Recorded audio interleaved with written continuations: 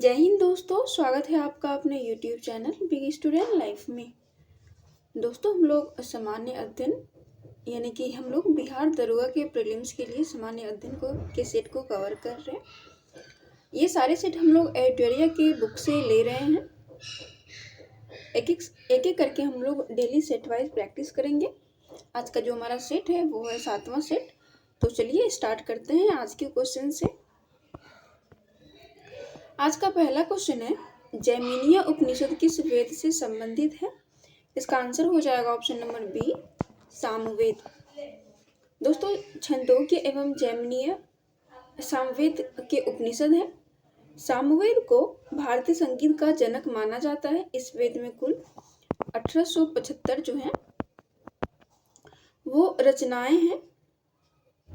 सामवेद के मंत्रों का उच्चारण करने वाले को पुरोहित उद्गाता कहा जाता है। इसके मंत्र के उच्चारण करने वाले पुरोहित को उद्गाता कहा जाता है।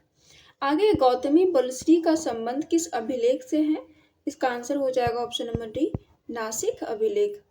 दोस्तों, गौतमी बलश्री का संबंध नासिक अभिलेख से है। यह अभिलेख सातवाहन कालीन घटनाओं पर आधारित है। आगे, 837 कब्रिस्तान का प्रमाण कहाँ से प्राप्त हुआ है? इसका आंसर हो जाएगा ऑप्शन नंबर ए, हड़प्पा। दोस्तों, 837 कब्रिस्तान के प्रमाण हड़प्पा से मिले। हड़प्पा सभ्यता में मृतकों के संबंध में पूर्ण समाधिकरण, आंशिक समाधिकरण तथा दाह संस्कार तीनों प्रथाएं प्रचलित थी। हड़प्पा की खोज दोस्तों 1921 में दयाराम साहनी के द्वारा किया गया था। अगर नदी की बात करें तो हड़प्पा रावी नदी के तट पर है।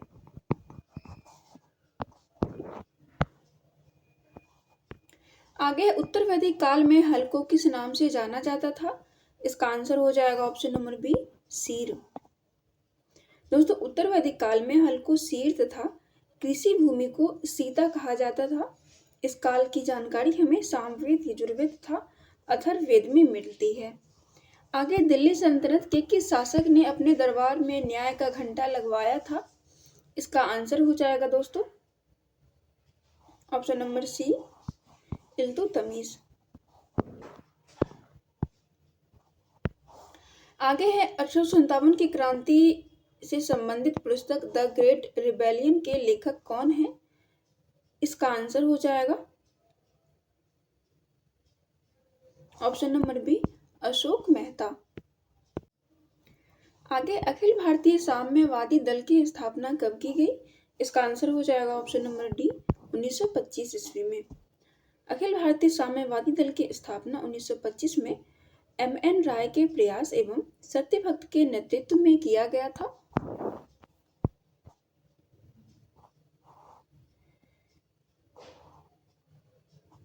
आगे है, 1905 में कांग्रेस अधिवेशन की अध्यक्षता निम्न में से किसने की थी?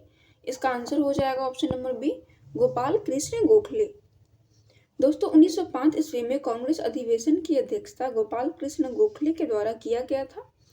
यह अधिवेशन बनारस में आयोजित किया गया था। इसी अधिवेशन में स्वदेशी आंदोलन को समर्थन भी प्रदान किया गया था। आगे, 1937 में हुए प्रांतीय चुनाव में कांग्रेस को कुल कितने प्रांतों में पूर्ण बहुमत प्राप्त हुआ था? इसका आंसर हो जाएगा ऑप्शन नंबर सी, 5। आगे है, निम्न में से कौन सा कार्य लॉर्ड वेलेस्ली द्वारा नहीं किया गया था?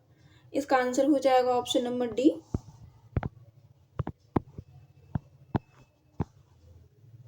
इनमें से कोई नहीं। दोस्तों, लॉर्ड वेलेस्ली का कार्यकाल जो था वो 1798 से 1805 तक था।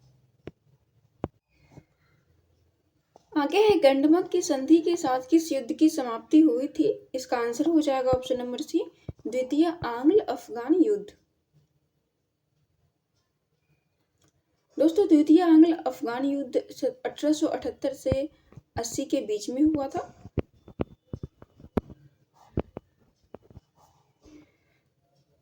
लॉर्ड लिटन के शासनकाल में यह हुआ था। इस युद्ध की समाप्ति गंडमक की संधि के तहत हुई थी।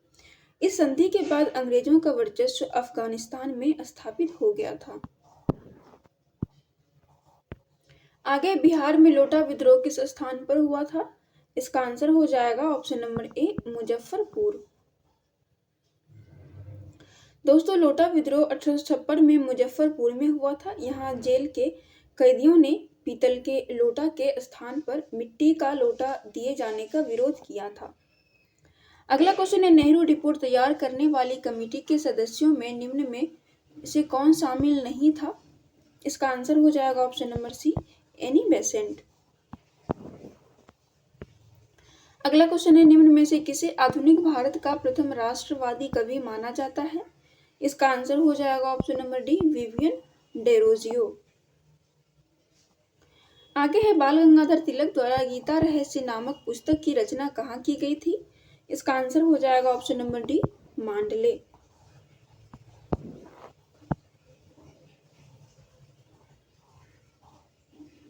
आगे है, निम्नलिखित में से कौन सी नदी एस्चुरी नहीं बनाती है?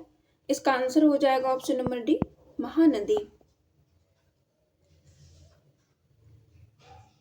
दोस्तों नर्मदा नदी, ताप्ती नदी एवं मांडवी नदी एस्चुरी का निर्माण करती है, जबकि छत्तीसगढ़ एवं ओडिशा में प्रवाहित होने वाली महानदी डेल्टा का निर्माण करती है, एस्चुरी वो नहीं बनाती है। आगे है, निम्नलिखित में से कौन अध्यारोपित नदी का उदाहरण है? इसका आंसर हो जाएगा ऑप्शन नंबर ए चंबल। दोस्तों अध्यारोपित नदी का उदाहरण अगर हम आगे और भी देखें तो दामोदर, सोन, स्वर्णरेखा, चंबल, बनास, गोदावरी, कृष्णा, नर्मदा तथा ताप्ती आदि है। अगला क्वेश्चन है, निम्नलिखित में से कौन सा झील लैगून झील नहीं है? इसका आंसर हो जाएगा ऑप्शन नंबर ए पेरियार झील। दोस्तों समुद्र से पृथक होकर तटीय क्षेत्रों में निर्मित छिछले खारे पानी की झीलें लैगून झील कहलाती है। अगर पैदावार समुद्र है और बहते हुए रास्ते में ये स्थल में आके एक छोटा सा जगह में ये इसका पानी बस जाता है तो इसे झील कहा जाता है, लैगून झील। अगर इसका उदाहरण लें तो चिल्का झील, पुलिकट झील तथा अष्टमुडी झील हो जाएगा। पेरियार झील, पेरियार नदी इससे जल प्राप्त करती है जो एक कृत्रिम झील है। अगला क्वेश्चन है, भारत में ग्रीष्मकालीन मानसून की प्रवाह की सामान्य दिशा क्या है? इसका आंसर हो जाएगा ऑप्शन नंबर सी दक्षिण पश्चिम से उत्तर पूर्व। आगे निम्नलिखित में से किस ग्रह का घनत्व सर्वाधिक है? इसका आंसर हो जाएगा ऑप्शन नंबर डी शुक्र। अगला क्वेश्चन है, अंतरराष्ट्रीय तिथि रेखा निम्नलिखित में से किससे गुजरती है? इसका आंसर हो जाएगा ऑप्शन नंबर डी इनमें से सभी। ये आर्कटिक सागर, चुक्की सागर और बेरिंग स्ट्रेट तीनों से होकर गुजरती है। और अगर अंतरराष्ट्रीय तिथि रेखा देखें तो 180 देशांतर को अंतरराष्ट्रीय तिथि रेखा कहा जाता है। अगला क्वेश्चन है, विश्व का सबसे अधिक सक्रिय ज्वालामुखी कौन सा है? इसका आंसर हो जाएगा ऑप्शन नंबर डी किलायू। ये दोस्तों हवाई द्वीप में स्थित है जो कि यूएसए के अंडर में आता है।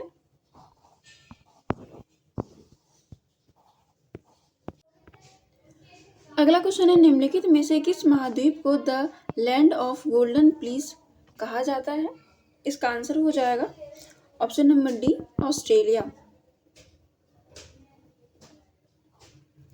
आगे पृथ्वी के किस भाग पर अपकेंद्रीय बल सर्वाधिक होती है?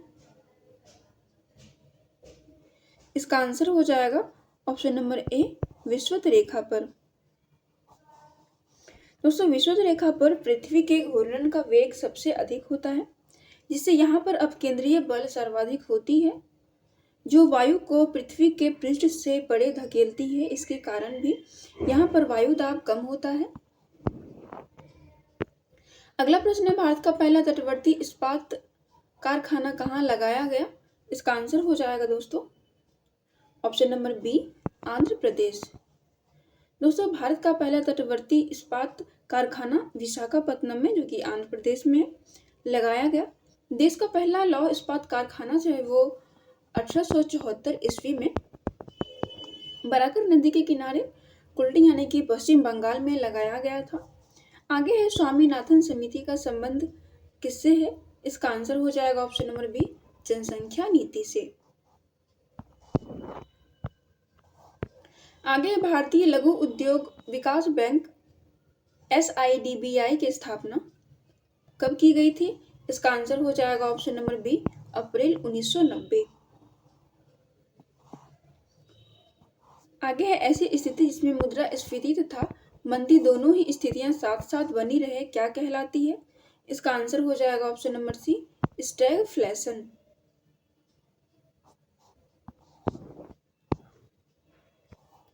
अगला क्वेश्चन है वैधानिक तरलता अनुपात SLR की अधिकतम सीमा कितनी हो सकती है? इसका आंसर हो जाएगा ऑप्शन नंबर सी, 40%। आगे दोस्तों तीसरी, किस पंचवर्षीय योजना का मुख्य उद्देश्य समाजवादी समाज की स्थापना करना था? इसका आंसर हो जाएगा ऑप्शन नंबर ए, दूसरा।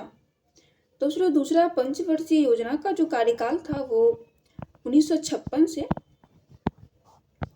61 था। यह योजना PC महालनोबिस मॉडल पर आधारित थी। इसका उद्देश्य समाजवादी समाज की स्थापना करना था जिसमें भारी उद्योगों एवं खनिजों को प्राथमिकता दी गई थी।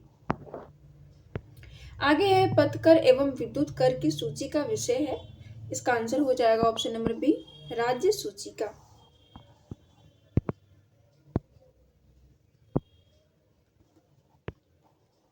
आगे स्थायी मितव्ययता समिति के नाम से किस समिति को जाना जाता है? इसका आंसर हो जाएगा ऑप्शन नंबर बी, प्राक्कलन समिति को।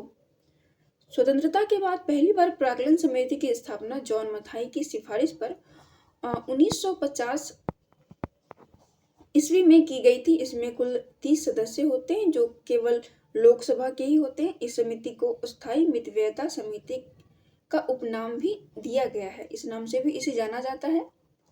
आगे संविधान सभा द्वारा राष्ट्रीय गीत को स्वीकृति कब दी गई? इसका सही आंसर हो जाएगा ऑप्शन नंबर सी, 24 जनवरी 1950 को। आगे है उद्देशिका का विचार किस देश के संविधान से लिया गया है? इसका आंसर हो जाएगा ऑप्शन नंबर डी, अमेरिका। आगे है राष्ट्रपति पर महाभियोग की प्रक्रिया के संबंध में निम्न में से कौन सा कथन सही नहीं है? तो यहाँ पे कौन सा नहीं है उसको पूछा जा रहा है, तो इसका आंसर हो जाएगा ऑप्शन नंबर बी, राष्ट्रपति को कम से कम 6 सप्ताह पूर्व सूचना देना होगा, तो ये गलत है। अगला क्वेश्चन है जिला स्तरीय निकाय को लोकतांत्रिक विकेंद्रीकरण में महत्वपूर्ण स्थान देने का सुझाव किस समिति ने दिया था? इसका आंसर हो जाएगा option number D, GV Rao समिति। आगे है अनुसूचित जाति तथा जनजाति आयोग का गठन किस संविधान संशोधन के द्वारा किया गया था? इसका आंसर हो जाएगा ऑप्शन नंबर सी, 65वां।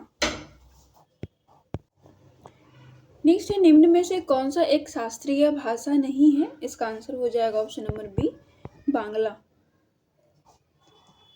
दोस्तों वर्तमान में 6 शास्त्रीय भाषाएं हैं जिसमें कि तमिल जो कि 2004 में जिसे घोषित किया गया, संस्कृत जिसे तमिल को 2004 में, संस्कृत इसे 2005 में, और तेलुगु जिसे 2008 में, कन्नड़ जो कि ये भी 2008 में, मलयालम इसे 2013 में, और एक उड़िया जो कि 2014 में। बांग्ला राष्ट्रीय भाषा के रूप में नहीं है। आगे निम्नलिखित में से कौन संवैधानिक निकाय के अंतर्गत नहीं आते हैं? इसका आंसर हो जाएगा ऑप्शन नंबर बी, 1 और 2। एक है राष्ट्रीय महिला आयोग, दूसरा है राष्ट्रीय मानव अधिकार आयोग।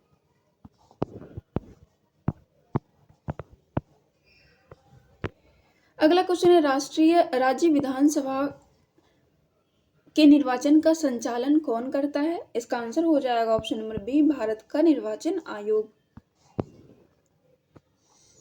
आगे दोस्तों निम्नलिखित में से कौन भारत का पहला परमाणु ऊर्जा स्टेशन है? इसका आंसर हो जाएगा ऑप्शन नंबर ए, तारापुर परमाणु स्टेशन। अगला प्रश्न है मानव निर्मित पहला उपग्रह स्पुतनिक प्रथम को रूस द्वारा कब लॉन्च किया गया था? इसका आंसर हो जाएगा ऑप्शन नंबर बी, 1957। आगे दोस्तों श्रृंगार शतक पुस्तक के लेखक कौन है? इसका आंसर हो जाएगा ऑप्शन नंबर ए, भर्तहरि। आगे है अंतर्राष्ट्रीय दिव्यांगता दिवस प्रतिवर्ष कब मनाया जाता है? इसका आंसर हो जाएगा ऑप्शन नंबर बी 3 दिसंबर को।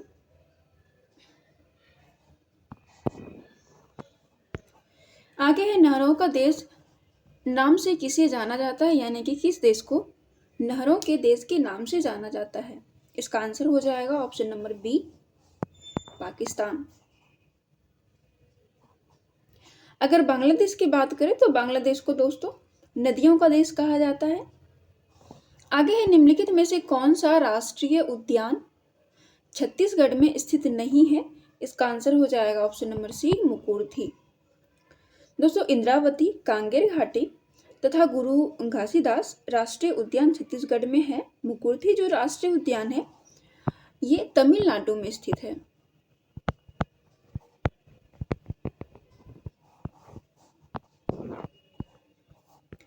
आगे है निम्नलिखित में से कौन जीव निम्नलिखित प्रदूषक का उदाहरण नहीं है? इसका आंसर हो जाएगा ऑप्शन नंबर बी प्लास्टिक। दोस्तों वैसे प्रदूषक जो सूक्ष्मजीवी गतिविधियों के कारण निम्नकृत हो जाते हैं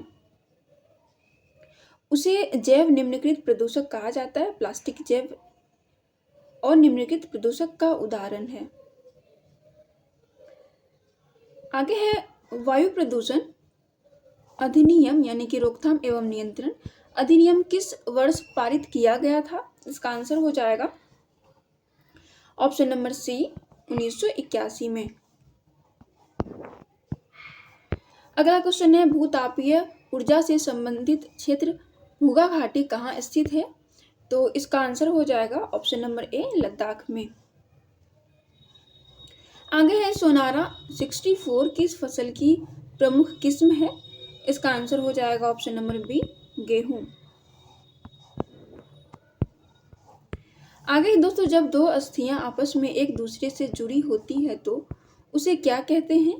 इसका आंसर हो जाएगा ऑप्शन नंबर डी स्नायु।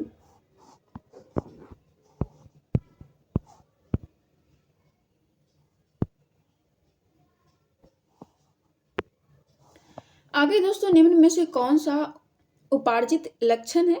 इसका आंसर हो जाएगा ऑप्शन नंबर सी शरीर का वजन।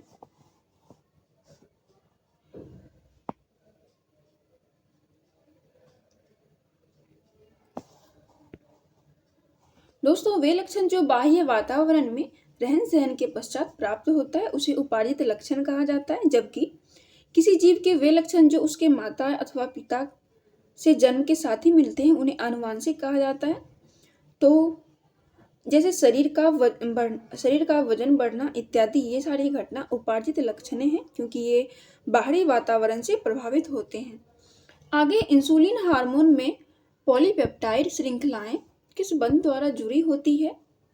इसका आंसर हो जाएगा ऑप्शन नंबर डी डाइसल्फाइड बंध। आगे फसलों पर डीडीटी के छिड़काव से क्या प्रदूषित होता है? इसका आंसर हो जाएगा ऑप्शन नंबर बी वायु, मृदा तथा जल। दोस्तों डीडीटी यानी कि डाइक्लोरो डाइफिनॉल ट्राइक्लोरोइथेन यह एक रंगहीन, गंधहीन एवं स्वादहीन क्रिस्टलीय रासायनिक यौगिक है। इसका प्रयोग मूलतः कीटनाशी के रूप में किया जाता है। फसलों पर डीडीटी के छिड़काव से वायु, मृदा तथा जल तीनों ही प्रदूषित होते हैं। अगला क्वेश्चन है निम्नलिखित में से कौन सा सुमेलित नहीं है? इसका आंसर हो जाएगा ऑप्शन नंबर ए साल्मोनेला कुष्ठ। दोस्तों कुष्ठ रोग जीवाणु जनित रोग है। यह माइक्रोबैक्टीरियम लेप्री नामक जीवाणु से होता है, जो इससे कि ये सही नहीं है।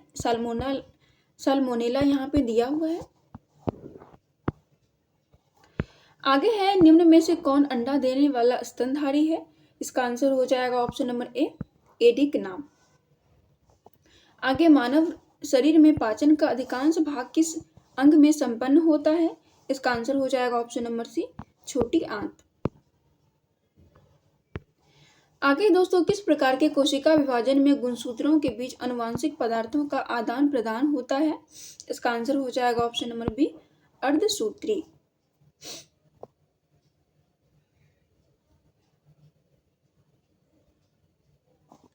आगे एक अवतल लेंस के सामने रखी वस्तु का प्रतिबिंब क्या होगा? तो इसका आंसर हो जाएगा ऑप्शन नंबर ए, सीधा होगा। आगे है रॉकेट डैश सिद्धांत पर कार्य करता है। इसका आंसर हो जाएगा ऑप्शन नंबर डी, इनमें से कोई नहीं। दोस्तों रॉकेट की उड़ान न्यूटन के तीसरे गति नियम या संवेग संरक्षण के सिद्धांत पर आधारित है, जो कि ऑप्शन में नहीं है। इसका आंसर हो जाएगा ऑप्शन नंबर डी। आगे है वोल्टीय सेल में विद्युत अपघट्य के रूप में किसका उपयोग किया जाता है? इसका सही आंसर हो जाएगा option number C, sulphuric acid. दोस्तों वोल्टीय सेल में विद्युत अपघट्य के रूप में सल्फ्यूरिक एसिड यानी कि H2SO4 का यूज किया जाता है। लेक्लांसे सेल और डेनियल सेल में विद्युत अपघट्य के रूप में कॉपर सल्फेट का यूज किया जाता है। आगे सबसे ज्यादा श्यानता होती है। इसका आंसर हो जाएगा ऑप्शन नंबर डी, शहद की।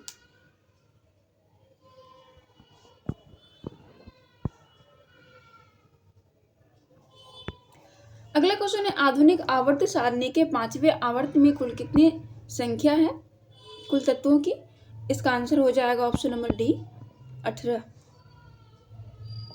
अगर हम पहले आवर्त में बात करें तो पहले आवर्त में 2, तीसरे आवर्त में 8, पांचवें आवर्त में 18, सातवां आवर्त जो है वो अपूर्ण रहता है, पूरा नहीं होता है। और दूसरा में दोस्तों 8, चौथा में 18, फिर छठा में 32। आगे है निम्न में से कौन ठोस, द्रव और गैस तीनों रूप में पाया जाता है? इसका आंसर हो जाएगा ऑप्शन नंबर डी, अधातु।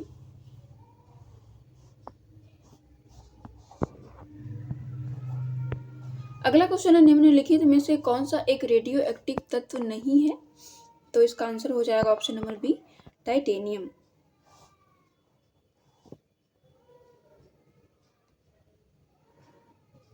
आगे है यूरिया का रासायनिक सूत्र क्या है? इसका आंसर हो जाएगा ऑप्शन नंबर डी, NH2CO। आगे नायलॉन बनाई जाती है। इसका आंसर हो जाएगा ऑप्शन नंबर सी, पॉलीएमाइड से।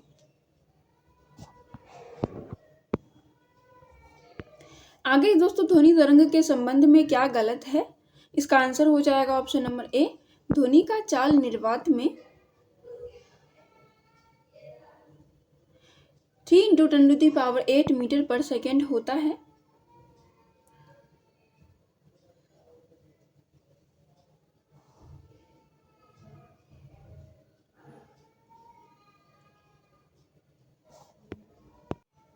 तो ये गलत हो जाएगा दोस्तों, जबकि ध्वनि तरंगे निर्वात में नहीं चल सकती है।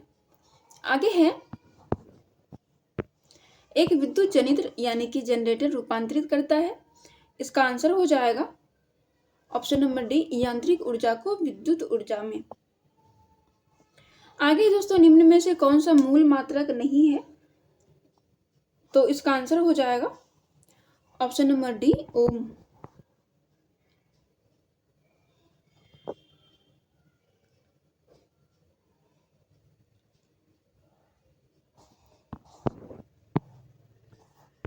आगे केंद्रीय बजट 2023-24 के अनुसार प्राथमिक घाटा का अनुमान लगाया गया है। तो ये कितना लगाया गया है? इसका आंसर हो जाएगा ऑप्शन नंबर बी, तो ये हो जाएगा 7,06,845 करोड़ रुपए। आगे है उच्च गुणवत्ता वाली बागवानी फसल उत्पादन के लिए किस कार्यक्रम की शुरुआत की घोषणा केंद्रीय बजट 2023-24 में की गई? इसका आंसर हो जाएगा ऑप्शन नंबर ए, आत्मनिर्भर बागवानी स्वच्छ पौधा कार्यक्रम।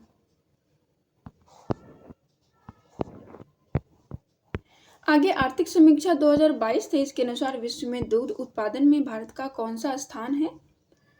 तो इसका सही आंसर हो जाएगा ऑप्शन नंबर ए, पहला।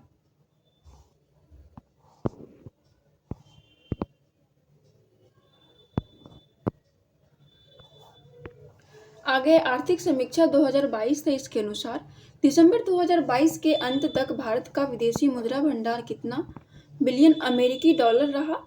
इसका आंसर हो जाएगा ऑप्शन नंबर बी, 562.7 बिलियन अमेरिकी डॉलर। आगे दोस्तों फरवरी 2023 में G20 energy transition working group की प्रथम बैठक का आयोजन कहाँ किया गया? तो इसका आंसर हो जाएगा ऑप्शन नंबर सी, बेंगलुरु।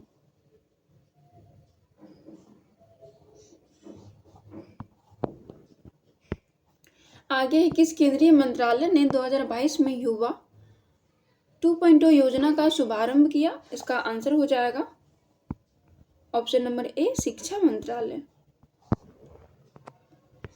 अगला क्वेश्चन है भारत सरकार द्वारा किस तिथि को राष्ट्रीय स्टार्टअप दिवस मनाने की घोषणा की गई? इसका आंसर हो जाएगा ऑप्शन नंबर ए, 16 जनवरी। दोस्तों भारत में पिछले 2 वर्षों में स्टार्टअप इकाइयों की संख्या में लगातार बढ़ोतरी देखते हुए केंद्र सरकार ने 16 जनवरी को प्रत्येक वर्ष राष्ट्रीय स्टार्टअप दिवस मनाने की घोषणा की है।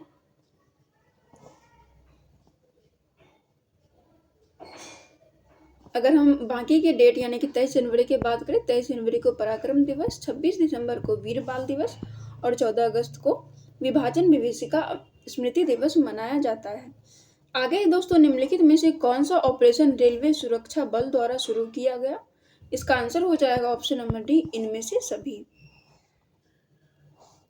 ऑपरेशन नारकोस, ऑपरेशन उपलब्ध और ऑपरेशन आहट, ये तीनों। ऑपरेशन नारकोस में दोस्तों नशीली पदार्थों की तस्करी को रोकने के लिए किया गया। ऑपरेशन उपलब्ध, इसमें रेलवे टिकट कालाबाजारी करने वालों की गतिविधियों पर अंकुश लगाने के लिए। और ऑपरेशन आहट दोस्तों, ये महिलाओं तथा बच्चों की तस्करी को रोकने के लिए। आगे है 17वीं भारत वन स्थिति रिपोर्ट 2021 के अनुसार सर्वाधिक मैंग्रोव वन में वृद्धि करने वाले राज्य केंद्र शासित प्रदेश कौन है? इसका आंसर हो जाएगा ऑप्शन नंबर बी, ओडिशा।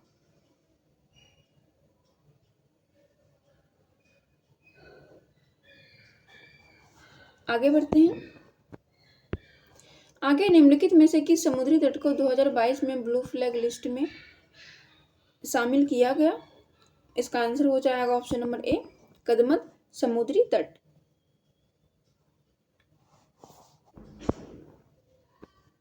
अगला क्वेश्चन है किस नियम के अनुसार पूरे देश में 1 जुलाई 2022 से एकल उपयोग वाले प्लास्टिक वस्तुओं को निर्माण, आयात, बिक्री और उपयोग पर पूर्ण प्रतिबंध लगा दिया गया?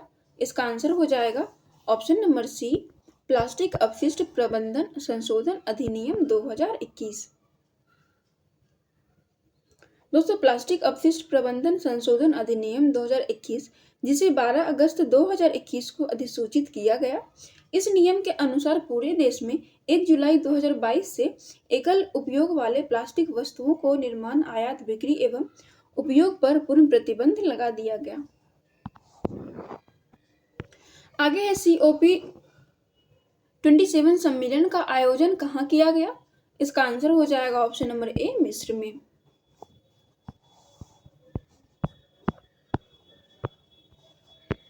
आगे भारत के प्रमुख पदाधिकारी में से कौन सम्मिलित नहीं है? तो इसका सही आंसर हो जाएगा ऑप्शन नंबर डी, राजस्व सचिव सुनील बर्थवाल। जबकि राजस्व सचिव दोस्तों संजय मल्होत्रा हैं।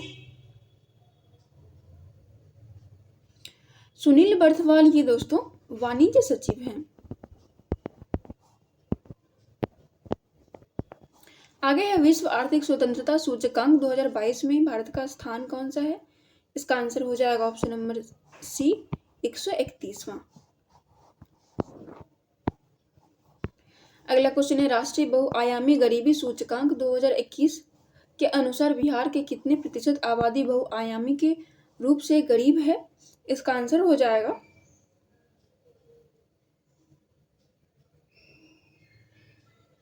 Option number A, 51.91%। अगला क्वेश्चन है वर्ष 2023 में कुल कितने लोगों को पद्म पुरस्कार देने की घोषणा की गई? इसका आंसर हो जाएगा ऑप्शन नंबर बी, 106।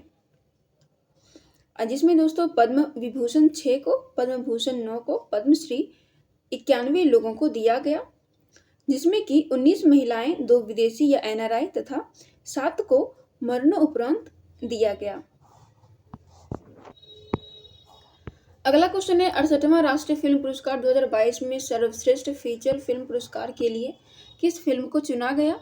इसका आंसर हो जाएगा ऑप्शन नंबर ए, सोराराई पोट्रू।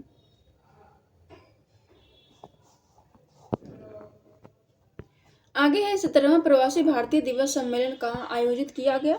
इसका आंसर हो जाएगा ऑप्शन नंबर डी, इंदौर में।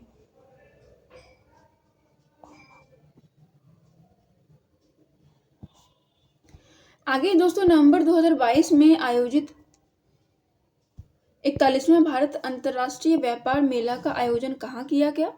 इसका आंसर हो जाएगा ऑप्शन नंबर ए, नई दिल्ली।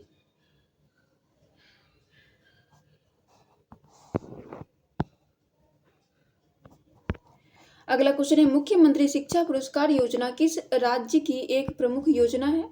इसका आंसर हो जाएगा ऑप्शन नंबर सी, ओडिशा। आगे दोस्तों द इंडिया स्टोरी पुस्तक के लेखक कौन है? इसका आंसर हो जाएगा ऑप्शन नंबर बी, विमल जालान। अगर हम रस्किन बॉन्ड की बात करें दोस्तों, इनके जो बुक है वो एडवेंचर्स इन रीडिंग। प्रीति सिनोय, इनका बुक है a place called home. Rakesh Maria, इनका बुक है लेट मी से इट नाउ। आगे फेम योजना के तहत कौन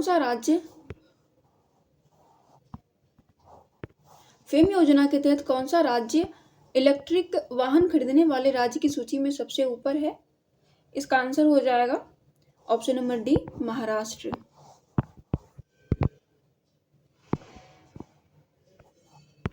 आगे है निम्नलिखित में से किस कंपनी ने संयुक्त रूप से भारत का पहला हाइड्रोजन आंतरिक दहन इंजन प्रौद्योगिकी समाधान लॉन्च किया? इसका आंसर हो जाएगा option number C, Reliance industry और Ashok Leyland.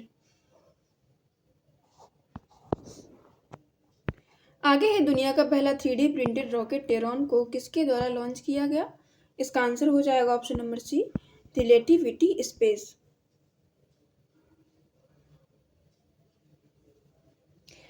Aerospace company Relativity Space के अनुसार इसका 85% हिस्सा जो है 3D प्रिंटेड है। आगे हाल ही में प्रधानमंत्री नरेंद्र मोदी ने किस राज्य में शिवमोगा हवाई अड्डे का उद्घाटन किया? इसका आंसर हो जाएगा ऑप्शन नंबर सी, कर्नाटक।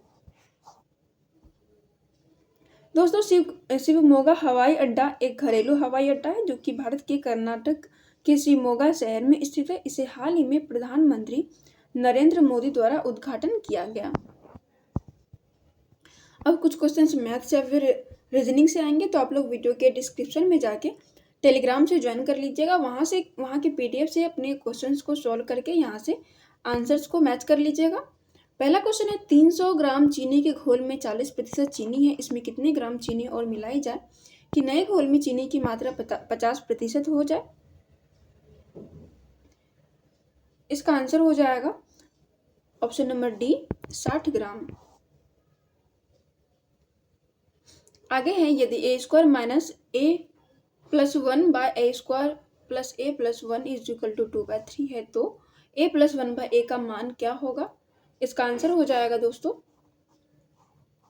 Option number D, 5।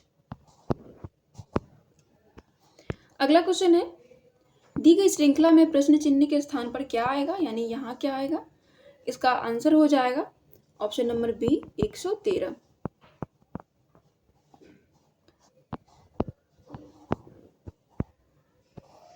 आगे यदि a का 30% b का 0.25 बराबर c का 1/5 है तो a/b/c का मान क्या होगा? इसका आंसर हो जाएगा दोस्तों ऑप्शन नंबर ए, 10/12/15। आगे यदि m संख्याओं का औसत n² तथा n संख्याओं का औसत m² हो तो m+n संख्याओं का औसत कितना होगा? इसका आंसर हो जाएगा ऑप्शन नंबर सी, mn। इसी के साथ ये सेशन समाप्त होता है। हम लोग अगले वीडियो में मिलते हैं अगले चैप्टर यानी अगले सेट के साथ। आप लोग कमेंट करके बताइएगा आपको वीडियो कैसा लगा।